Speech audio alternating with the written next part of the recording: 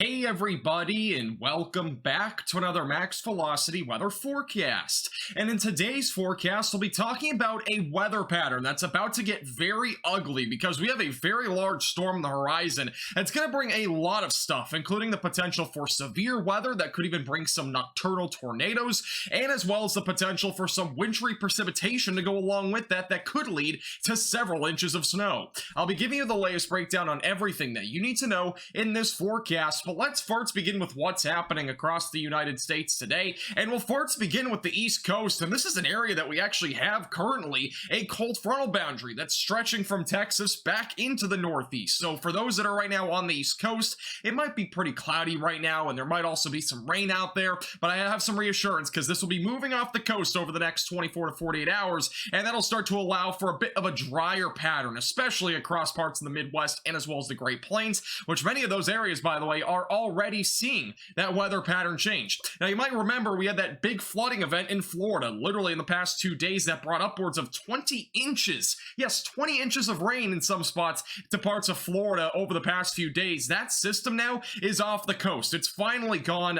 It was unbelievable. I mean, we saw tons of rainfall across Florida, again, stretching anywhere from a few inches upwards of 20 inches down in South Florida. So really crazy event that happened there. All of that rain is now moving off the coast, and there are some blue skies out there tonight for those in Florida. Back over in the Pacific Northwest, it's also pretty dry there. Now, our next big storm is actually over here in California, and you might be thinking it doesn't look very big. Well, this is actually going to grow in size dramatically over the next several days. Notice the little twirl on there right there west of California, and that is what we're going to be watching for here in the Great Plains, the Ohio Valley, and as well as across really anywhere in the central or eastern tier of the United States for the next several days. So let's talk more about the weather pattern that'll be impacting the United States, because again, it's going to get ugly, and it's going to get ugly fast. So right now we do have a low pressure system that is centered just off the west of California. Now back down here to the south, this is your subtropical jet stream. It is a very classic El Nino sort of jet stream. Also, we have our polar jet stream back up here to the north. That's where all the colder air overall is basically sitting. Even though we had a cold frontal boundary move through much of the United States, it was not a dramatic cold front. Now, as we head through the weekend, that low pressure system will move into parts of the Great Plains. So this is by Sunday around about 6 o'clock or so. We're going to be looking at that low pressure system. It's actually going to be in the upper levels, located over the Rocky Mountains. At the surface, it's going to be a bit further off to the east. Again, notice the jet stream. It is incredible how strong this looks. Subtropical jet, also pretty strong across the southern plains. Now, we don't really have a very organized, severe weather setup for Sunday, and one of the really biggest reasons why, or at least one of the reasons you can see here, is that the jet stream overall, it's going west to east. We have a westerly flow that's not overly primed for any sort of significant severe weather event. Usually we need a southwesterly flow to get some more spin in the atmosphere to create the potential, or a better potential there, for some severe weather. But notice as we go into Monday, this is what becomes kind of concerning in my opinion for Monday night, especially into Tuesday morning. We're gonna have a jet stream that's going to be angled in a southwesterly flow. At least that's what's likely to happen. If something like this happens, we could very easily get a tornado risk going across parts anywhere from basically Texas back through the lower Mississippi Valley and through the Dixie Alley. And this will be both for Monday night into Tuesday. So we're going to be watching basically a nocturnal threat here across parts of the basically southern tier of the United States. So near the Gulf Coast, those Gulf Coast states,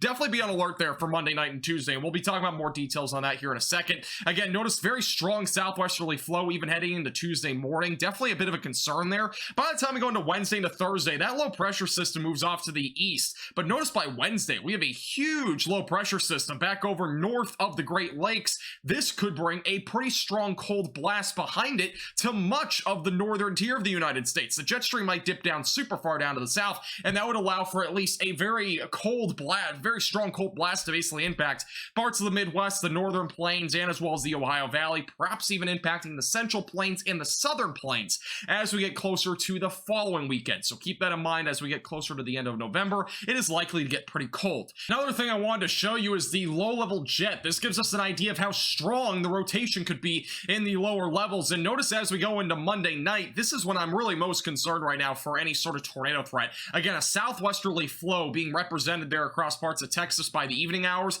eventually moving into potentially Louisiana, Arkansas, and Mississippi, upwards of a 70-mile-per-hour low-level jet. And that's really not good news. I'm trying to be honest with you. Like, we don't usually see this sort of thing unless we're talking about some sort of severe weather event, at least down here in the southern tier, this is not something that we see too often. So having a low-level jet this strong will definitely be something to monitor here. From Texas back into parts of Alabama, Mississippi, this will be the area to watch for a tornado risk. Obviously, since this might be a nighttime threat, it makes it just that much more concerning, so keep that in mind. This is going into Wednesday. Again, notice really strong winds here, but we're not looking at a tornado risk up here. Obviously, just not a favorable environment this time of the year. Low pressure system back over north of the Great Lakes, and again, we'll have some pretty strong winds behind this. One other thing I did not point out, by the way, on the jet stream, these winds, if you're traveling on Tuesday on airplane, you're going to probably experience some pretty good turbulence unless you're going southwest to northeast. If you're going across this, something like this, there's going to be some problems out there. You're definitely going to have some turbulence there as you're in the air with those sort of winds. All right, let's talk more about the severe weather potential for the next few days. And beginning with Sunday, we actually had a slight risk of severe weather for Sunday.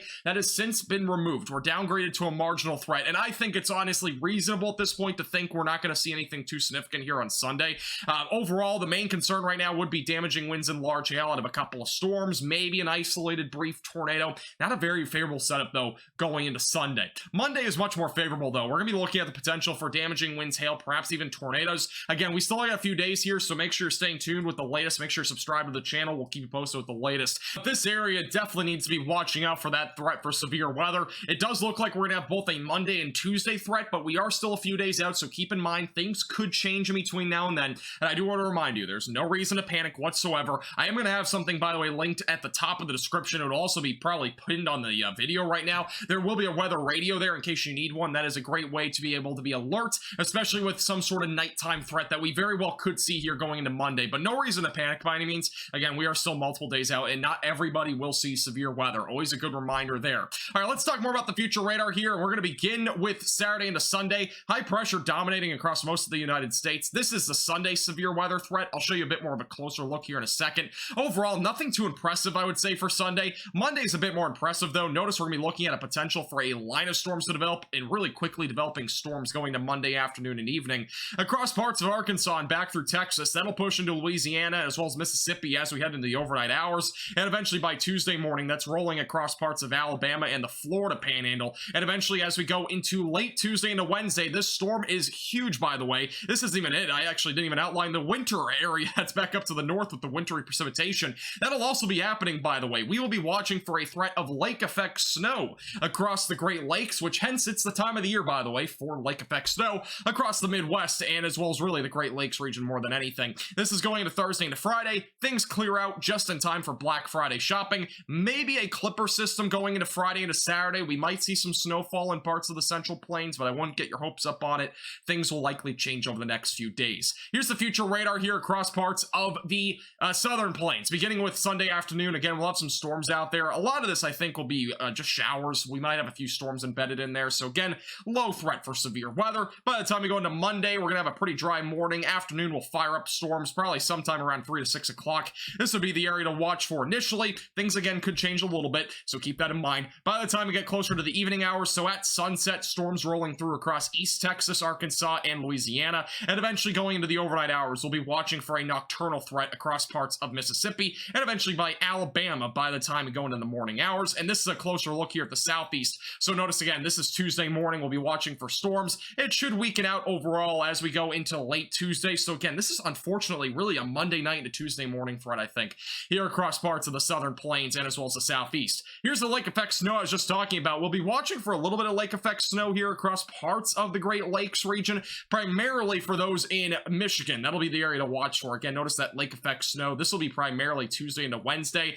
There might be some changes to this as well. Lake effect snow is much easier to predict in the short term. It's a bit more of a long-term look, so things might change a little bit on this, but it looks like if this exact scenario ends up happening, we'd be talking about some snowfall going into Wednesday and perhaps even into Thursday morning. It should clear out by then. Snowfall accumulation, way too early really to talk about this because things will change, but we might see somewhere around a few inches of snow. Highest spots would probably be somewhere around 6 to 12 inches is my guess. We might see a little bit more than that though, just depending on the situation. Back over to the northeast, we'll have the same sort of situation. Over here is where you'll be looking for lake effect snow, so again, we might see a few inches as we go into the later half of the work week. We'll keep you posted with the latest details with everything that you know. Make sure you subscribe to the channel and like the video.